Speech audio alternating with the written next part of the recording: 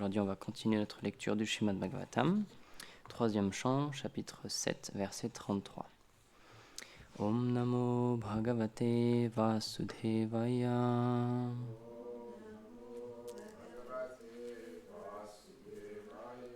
Om Namo Bhagavate Vasudevaya.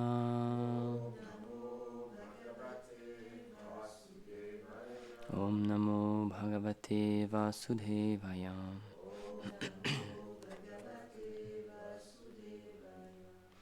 Shraddhasya cha vidhim brahman Pitrinam sargam evacham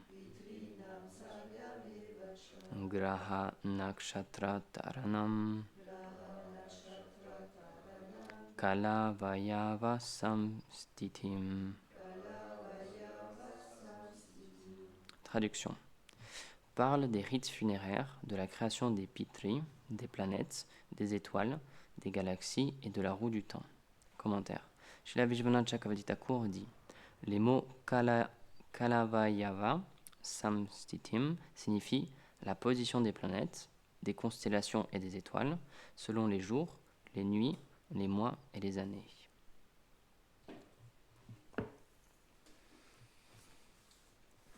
Om Agyanatimirandasya Gyanam Jala Shalakaya Chakshurunmilitam Yena Tasmai Shri Gurave Namaha. He Krishna Karuna Sindhu Dinabandhu Jagatpate Gopisha Gopika Kanta Radhakanta Namostute Tapta Kanchana Gaurangi Radhe Vrindavaneshvari Vrishabhanu Sute Devi Pranamami Hari Priye. Jaya Shri Krishna Chaitanya Prabhu Nityananda Shri Advaita Gadadhar Shivasadi Gaur Bhakta Vrinda.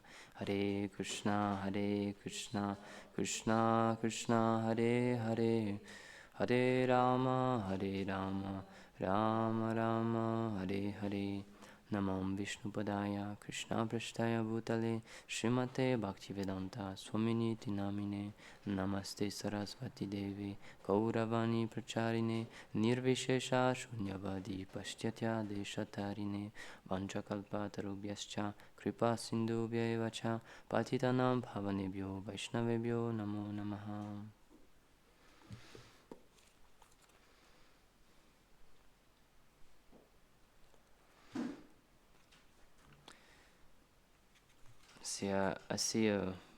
C'est très très très complexe, tout ce qui est rites funéraires, les pitris, les ancêtres, etc. Parce que c'est bien détaillé dans les Védas, tout ce qu'on doit faire, parce que c'est expliqué que karmiquement, parce qu'on est là depuis tellement longtemps, on est lié à tellement de personnes, même déjà dans la conception, on peut dire juste matérielle de l'existence, pour les personnes qui ont juste conception de « je suis ce corps », il y a cette idée que on est le descendant de toute une lignée en fait, et qu'on représente en ce moment tous nos ancêtres. Et que c'est pour ça que pour certains c'est dur des fois quand ils n'arrivent pas à avoir d'enfants, parce qu'ils se rendent compte que leur lignée s'arrête. Que toutes les personnes qui ont fait tellement d'efforts avant, toutes les personnes qui ont vécu, eh ben, eux ils sont les derniers représentants de ces personnes-là, et si eux disparaissent, toute leur lignée elle disparaît. Donc ça c'est une question plus de sang du coup, mais même dans une conception vraiment juste matérielle de l'existence, on a cette compréhension que les ancêtres c'est important. Ça, je suis le descendant de mes ancêtres, donc je me définis par rapport à eux. Et dans les Védas, enfin dans la science spirituelle, c'est quand même un petit peu lié aussi, parce que tant qu'on est dans ce monde matériel, il y a vraiment un impact par rapport à nos ancêtres. Il y a vraiment une relation donc plus subtile, c'est pas juste au niveau du corps, parce que on sait que par exemple, physiquement, il y a des choses qu'on se transmet d'ancêtres, des traits génétiques ou des maladies génétiques, etc. Mais à un niveau plus subtil, il y a aussi le karma qu'on se transmet. Il y a aussi tout un lien par rapport à ça. Donc c'est pour ça que dans les Védas, Gurdjieff parle souvent de ça. Je crois que il me semble que c'est Prahlad Maharaj, je ne suis pas sûr, mais dans les Védas, c'est expliqué que lorsque quelqu'un devient un pur dévot, il y a plein de générations avant et avant lui qui sont libérées aussi. Donc des personnes... Oui, c'est ça, avant et après. Donc c'est des personnes qui sont juste liées karmiquement parce que c'était leurs descendants, etc.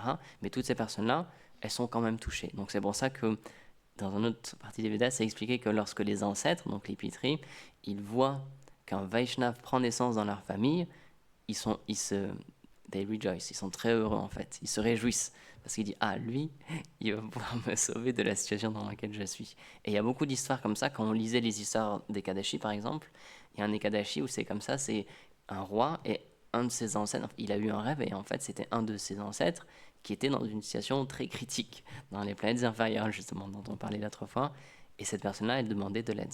Et en faisant certaines activités, donc c'est ce qu'on appelle Shraddha en fait, c'est les rites funéraires, on peut apporter un bienfait ou soulager une personne avec qui on était lié karmiquement.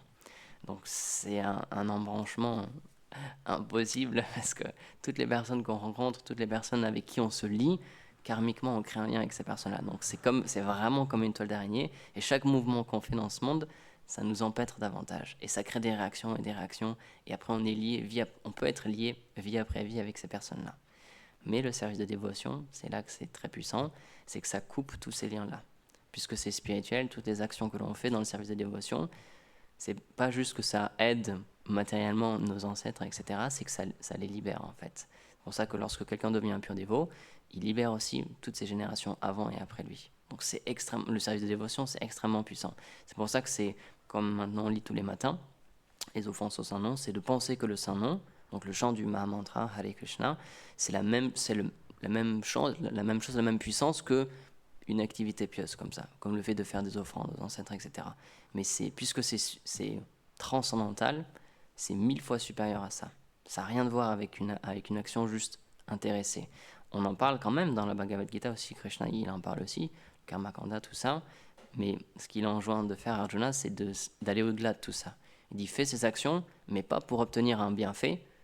Ne fais pas une bonne action pour obtenir en te disant ah ben je vais du coup me réjouir de cette action-là, je veux créer quelque chose de positif dans ma vie, dans la vie autour de moi. Il dit fais cette action-là en étant désintéressé, fais-la juste pour moi, juste pour la satisfaction du Seigneur suprême. Et de cette manière-là, tu seras libéré de toutes ces réactions. Parce que sinon, encore une fois, malheureusement, ça nous lie encore à devoir reprendre naissance pour prendre ces fruits-là. Donc ça, c'est pas très. Au début, c'est un peu bizarre. On se dit oui, bah, faut éviter les mauvaises actions parce que sinon, on va devoir souffrir de notre karma, reprendre naissance pour payer nos mauvaises actions. Mais si on fait des bonnes actions, karmiquement, on va devoir reprendre naissance pour payer nos bonnes actions aussi. Donc là, c'est plus comme recevoir, entre guillemets, mais ça nous lie en fait à la roue du temps, comme c'est expliqué ici aussi. Ça nous force à reprendre naissance. Alors qu'un Vaishnav, son but, c'est justement de sortir de ce cycle-là. Donc c'est plus de faire de bonnes ni de mauvaises actions, comme Shesha il en parle aussi dans une de ses chansons. Pour les gens, c'est facile de comprendre qu'on veut plus faire de mauvaises actions, mais même plus faire de bonnes actions, dit comme ça, c'est un peu bizarre. Mais c'est parce que le service de dévotion, c'est au-delà de tout ça en fait. C'est comme ça, on parle de.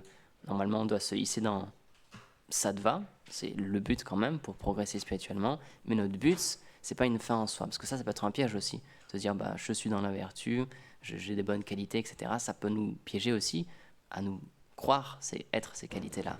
Mais nous, ce qu'on vise, ce que les Vaishnavas visent, c'est Shuddha Sattva, c'est la pure vertu. Et ça, c'est transcendantal.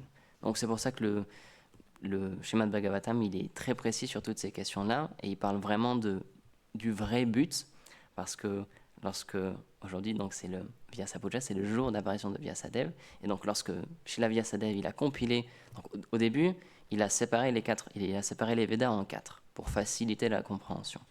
Sous l'instruction de Brahma, il a fait cette division pour que ce soit plus facile à comprendre.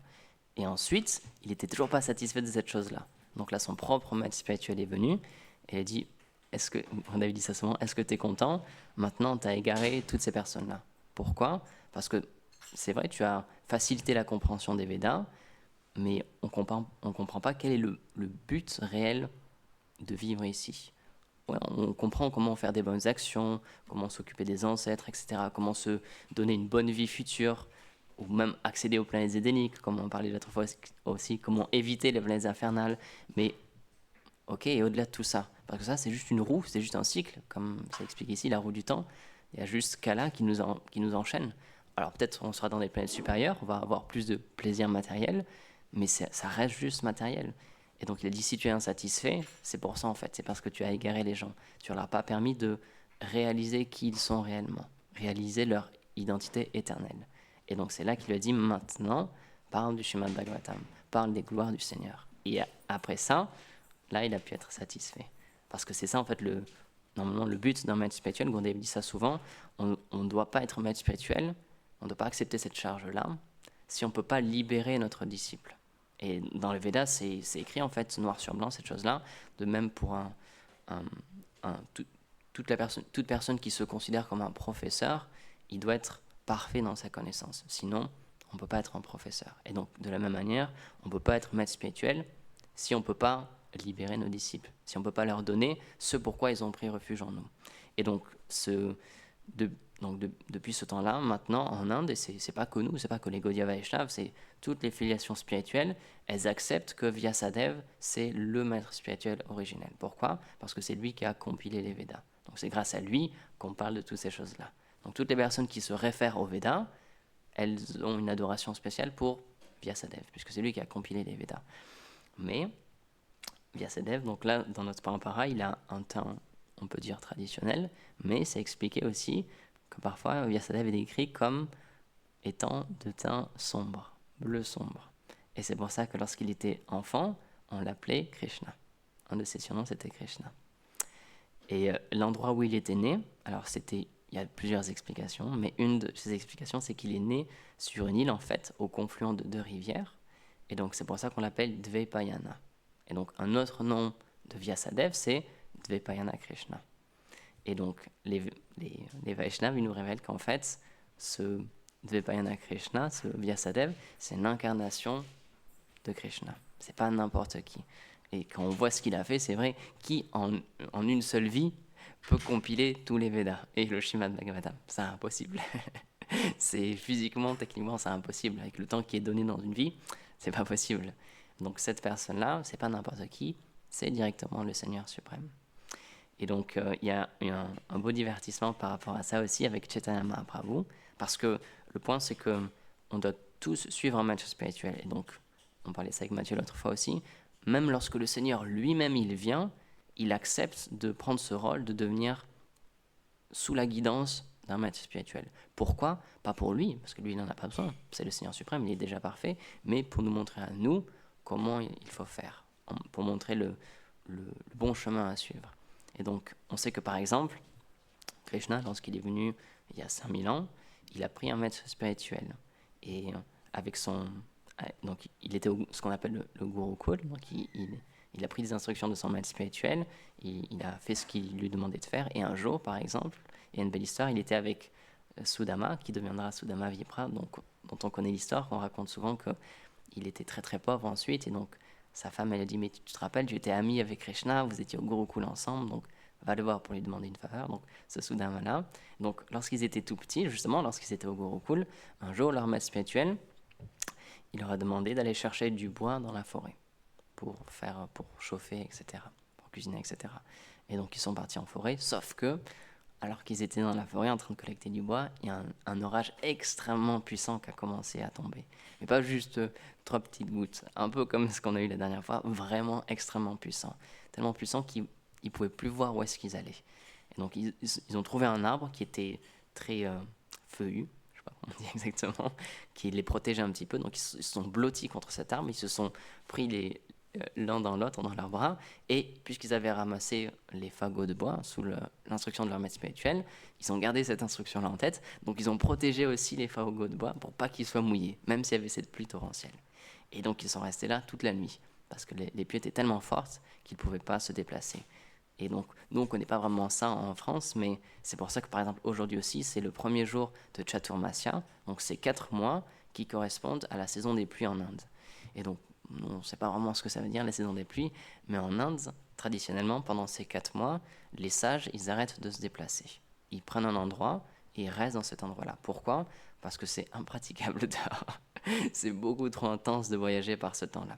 Donc là, c'était un peu la même chose. Ils ne pouvaient plus bouger toute la nuit, ils sont restés bloqués là. Et le lendemain matin, quand la tempête est partie, ils sont revenus à leur ashram. Et donc là,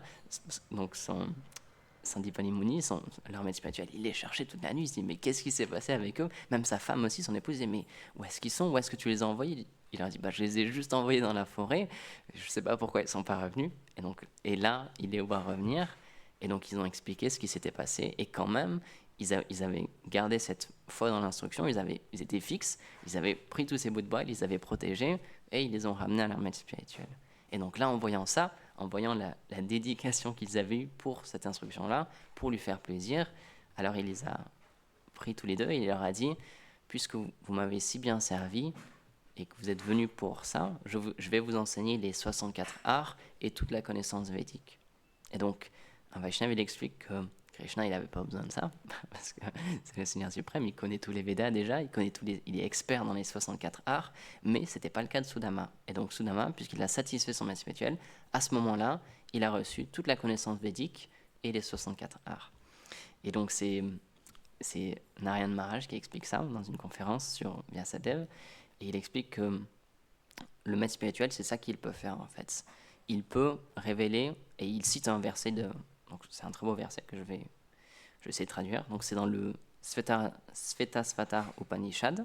Donc ça explique, c'est seulement dans le cœur des grandes âmes qui ont une foi ferme en même temps dans le Seigneur et dans leur maître spirituel que toute la connaissance védique, toutes les révélations védiques vont apparaître dans leur cœur et vont se manifester dans leur cœur.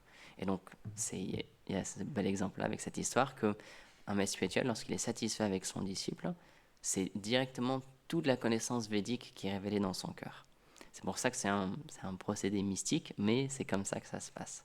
Et donc, Krishna, lorsqu'il est venu en tant que ce petit pâtre dans cette dynastie, il a pris un maître spirituel, et un peu plus tard, donc l'avatar pour l'âge de Kali, Chaitanya Mahaprabhu, lui aussi, il a eu ce divertissement où il a pris un maître spirituel.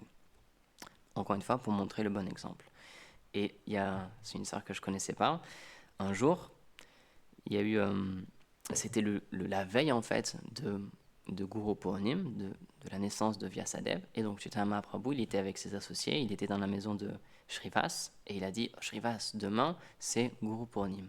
Est-ce que tu as tout ce qu'il faut pour faire une adoration pour Vyasadeva? Donc il a dit, oui, j'ai tout ce qu'il faut. Il a dit, bon, très bien. Donc demain, on va faire l'adoration à 9h. Et ensuite, il est parti. Donc tous les dévots se sont préparés le lendemain, et ils étaient là à 9h. Sauf qu'à 9h, Chaitanya Mahaprabhu n'était pas arrivé. Donc ils ont attendu, et ils n'ont pas commencé, ils ont attendu. Et lorsque Chaitanya Mahaprabhu il est arrivé, il leur a dit, pourquoi vous n'avez pas commencé? Il a dit, le principe, c'est d'adorer le maître spirituel. Donc moi, je suis juste un disciple de mon propre maître spirituel, donc vous n'avez pas besoin de m'attendre. Et il dit même encore mieux, vous devriez demander à Nityananda Prabhu de faire l'adoration. Pourquoi? De faire la cérémonie. Parce qu'en fait, Nityananda Prabhu, alors c'est un peu compliqué, mais le maître spirituel de Chaitanya Mahaprabhu, c'est Ishvara Puri. Et le maître spirituel d'Ishvara Puri, c'est Madhavendra Puri. Et en fait, Nityananda Prabhu, c'est un frère en Dieu de Madhavendra Puri. Parce que tous les deux, ils ont le même maître spirituel, qui est Lakshmi Partitirtha. Et donc, Chaitanya Mahaprabhu, il a dit, Nityananda Prabhu, il est plus aîné que moi, parce que c'est le frère en Dieu de mon grand-père spirituel. Donc, vous pouvez suivre ses instructions et demander à lui de faire la cérémonie. Et donc, tous les dévots, ils ont dit, d'accord, ils sont allés voir Nityananda Prabhu, et on dit, voilà, Chaitanya nous a demandé, est-ce que tu veux bien faire la cérémonie? Et Nityananda Prabhu, il a dit, oui, d'accord, je vais faire la cérémonie. Mais il n'a rien fait. Il est juste resté sur son siège. Et quand les dévots lui demandaient, est-ce que tu peux commencer? Il dit, oui, je vais commencer. Mais il faisait rien, juste resté sur son siège. Et donc, après un certain moment, Chaitanya Mahaprabhu, il est arrivé, et il a vu qu'il y avait toujours rien qui avait commencé. Et donc là, il dit, mais qu'est-ce qui se passe? Et là, Nityananda Prabhu, dès que Chaitanya Mahaprabhu est arrivé, il a pris une guirlande de fleurs, et il l'a mis autour de Chaitanya Mahaprabhu. Et il a commencé à l'adorer. Et pourquoi? Parce qu'en fait, Nityananda Prabhu, il représente le Guru Tattva, donc il a toute la connaissance par rapport au Tattva, aux vérités philosophiques. Et là, devant tout le monde, il a dit, je sais que tu es Krishna, Dieu, la personne suprême. Et puisqu'aujourd'hui, c'est le jour d'adoration de Vyasadeva, on devrait adorer la personne qui est chère au cœur de Vyasadeva. Et cette personne-là, ce n'est nul autre que toi-même, que le Seigneur suprême, Shri Krishna. Et donc, Mahaprabhu, il était un peu gêné par cette situation, mais au niveau du Tattva, c'était correct. C'est pour ça que, comme nous l'a rappelé Bodhidharma Maharaj, lorsqu'on fait l'adoration de la Guru Parampara, du maître spirituel, de Vyasadeva, en réalité, c'est Krishna qu'on adore. Parce que c'est lui, le maître spirituel originel. Et on peut voir dans notre Parampara, donc on a toute une grande partie de l'affiliation spirituelle, parce qu'il y a beaucoup de monde évidemment, mais on a beaucoup de cadres. Et ensuite, on remonte jusqu'à Madhvacharya. Ensuite, on a Vyasadeva. Au-dessus de lui, on a Narada Muni. Et juste au-dessus de lui, le premier cadre, c'est Brahma. Parce que c'est lui le fondateur de la filiation spirituelle à laquelle on appartient, la Brahma, Madhva, Gaudiya, Sarasvata, Sampradaya. Mais dans ce cadre-là, où il y a Brahma, il n'y a pas juste Brahma. Parce qu'on peut voir que Brahma, il est sur son lotus et il écoute, mais il est en train d'écouter les enseignements de Krishna, qui est juste au-dessus de lui. Donc en réalité, l'adoration du maître spirituel, c'est pas l'adoration d'une personne. C'est pour ça que Gurudev il dit ça, il répète ça souvent, c'est super important de comprendre ce principe-là. C'est Guru Tattva, c'est la vérité philosophique par rapport au Guru. Et Guru Tattva, c'est quoi? C'est une manifestation du Seigneur suprême. Donc c'est pas qu'on se limite physiquement à cette personne-là, c'est pas qu'on est attaché physiquement à une seule personne, c'est qu'on comprend qu'il est un intermédiaire transparent directement, qui mène directement au Seigneur suprême. Et cette vérité philosophique, elle est très importante à comprendre parce que, comme ça, si un jour notre maître spirituel rencontre un problème dans sa vie spirituelle, s'il n'était pas pleinement qualifié, tout de suite, on peut prendre refuge d'une autre personne parce qu'on comprend le principe. On voit que cet intermédiaire, il n'était pas prêt en fait, il n'était pas prêt à recevoir des disciples, il n'était pas pleinement qualifié. Mais pourquoi est-ce que j'ai pris refuge de lui? C'est pour me connecter au Seigneur suprême, à Shri Krishna. Donc si lui ne peut plus faire ce service-là, c'est pas grave. Je vais juste voir quelqu'un d'autre. Je vais juste voir quelqu'un qui a cette position aussi de maître spirituel, qui va pouvoir me connecter et offrir mon service directement au Seigneur Krishna. Donc c'est très particulier cette position-là d'être maître spirituel, parce qu'en même temps, Gurudev dit ça aussi, en même temps, on est Jiva Tattva, parce qu'on peut être une âme conditionnée qui prend sous l'instruction de notre propre maître spirituel, on prend ce service-là, mais Gurudev il explique par rapport aux Écritures que lorsqu'on devient maître spirituel, c'est plus juste Jiva Tattva, c'est aussi Guru Tattva. C'est une autre entité aussi, c'est très particulier. Mais c'est comme lorsqu'on est, je vais donner cet exemple, c'est comme lorsqu'on est ambassadeur, lorsque une personne normale, un Français, devient un ambassadeur de la France, il obtient un titre particulier. Et du coup, tout le monde le regarde d'une manière particulière. Et il a certains droits particuliers, dus à son poste. Mais si un jour, il est déchu de son poste, ou qu'il est trop vieux, qu'il part à la retraite, etc., il perd cette fonction-là. Et on ne le regardera plus de la même manière, et il n'aura plus les mêmes droits que ce que sa fonction lui permettait d'obtenir avant. Donc pour un maître spirituel, c'est la même chose. Lorsqu'il obtient ce poste de maître spirituel sous l'instruction, sous la demande de l'affiliation spirituelle, il a un poste particulier. Mais si jamais c'était une personne qui n'était pas très qualifiée, qu'il choisit de son poste, qu'il n'est plus qualifié pour faire ce poste-là, c'est pas grave. Ça redevient juste Jiva Tattva, ça devient juste une âme comme nous autres. Et ensuite, là, on peut se rediriger vers une autre personne qualifiée. Et c'est pour ça que Rupa Goswami, il dit, et tous nos acharyas, ils disent bien, il faut faire très attention lorsqu'on prend un maître spirituel. Il y a le double jeu, en fait. C'est le maître spirituel qui doit voir si son disciple, il est prêt pour devenir un disciple, mais le disciple aussi, il doit voir si le maître spirituel, il est prêt pour l'accueillir en tant que disciple. Est-ce qu'il est qualifié pour lui donner des instructions? Est-ce qu'il est qualifié pour, comme on le disait au début, pour le libérer? Parce que si cette personne-là n'est pas qualifiée pour lui donner Krishna Prem, s'il n'a pas Krishna Prem, il ne faut pas le prendre comme maître spirituel. Parce que, on le dit souvent, mais on peut donner juste ce qu'on a. Donc si quelqu'un n'a pas le pur amour de Dieu, c'est sûr que ce n'est pas avec lui qu'on va l'obtenir. C'est logique, c'est évident.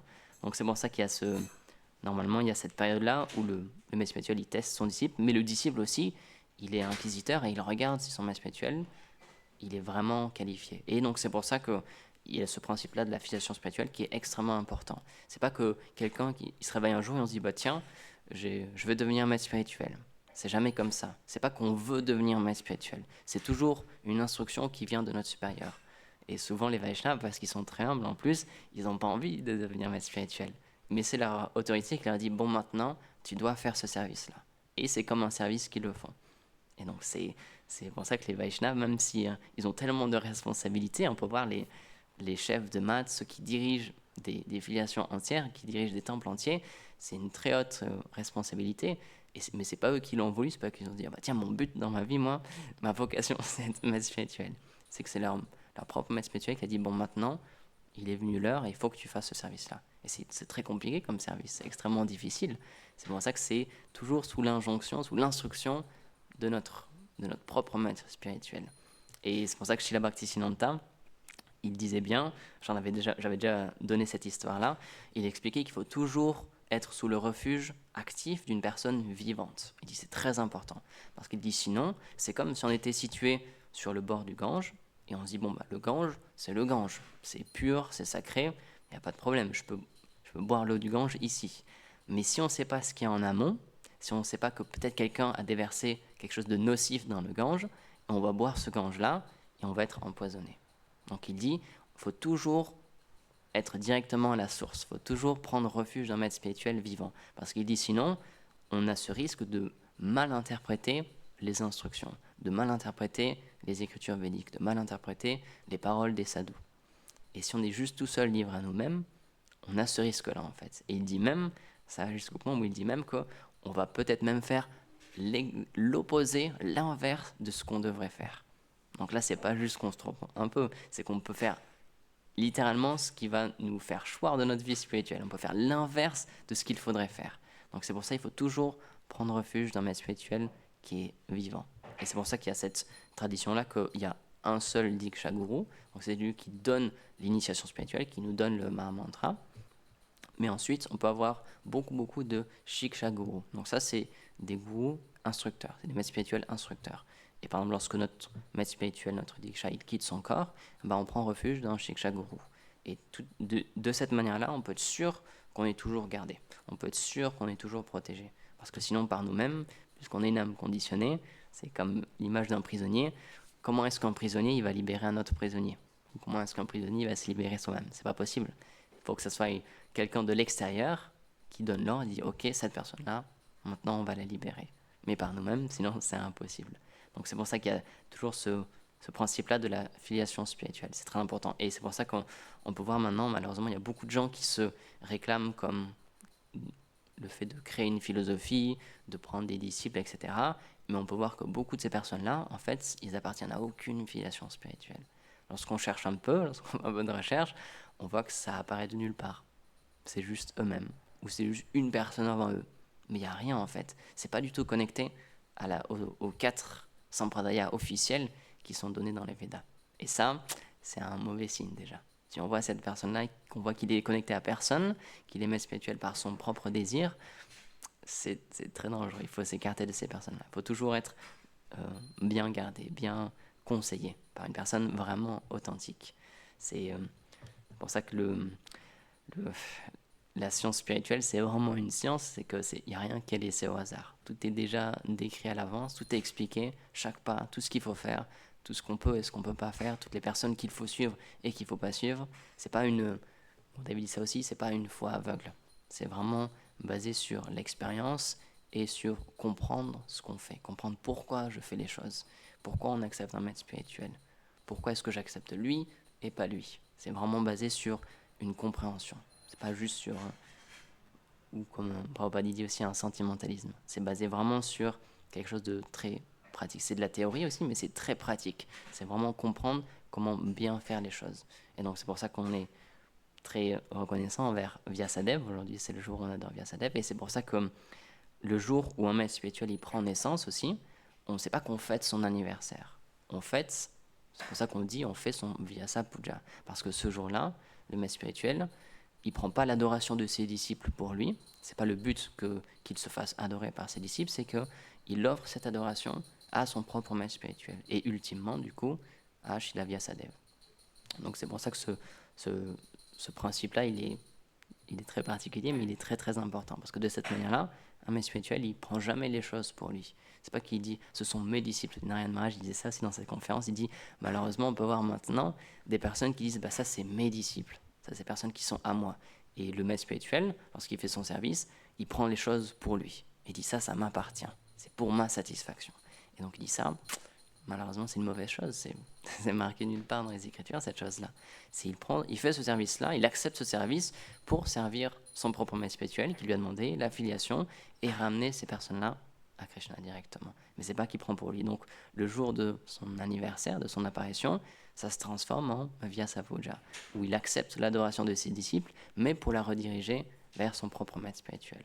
Et de cette manière-là, c'est parfait. Comme ça, il prend rien pour lui. Tout de suite, il redirige tout et il offre à son maître spirituel. Comme Prabhupada disait souvent, lorsque ses disciples le glorifiaient, il dit « Oh, vous avez fait tellement de choses en tellement peu d'années, etc. » Il dit « Non, c'est juste la miséricorde de mon maître spirituel. Moi, j'ai rien fait. C'est juste la miséricorde de mon maître spirituel. » Et comme ça, ce dévot-là, il est préservé. Comme ça, il est sûr que son service, il est gardé. Il ne prend rien pour lui. Parce que Prabhupada disait, si on prend juste un seul centime pour nous, c'est intense, mais la Prabhupada, et c'est vrai, si on prend un seul centime pour nous dans le service de dévotion, malheureusement, il dit tout est gâché. Donc, le maître spirituel, il prend des disciples, il accepte tout ça, mais pour faire plaisir, ultimement, à la filiation spirituelle et au Seigneur suprême. Donc voilà, c'est ce que je voulais partager aujourd'hui. Kalantara Shrimad Bhagavatam ki jai, Shri Guru Parampara ki jai, Shri Prabhupada ki jai, Gaur Premanandi.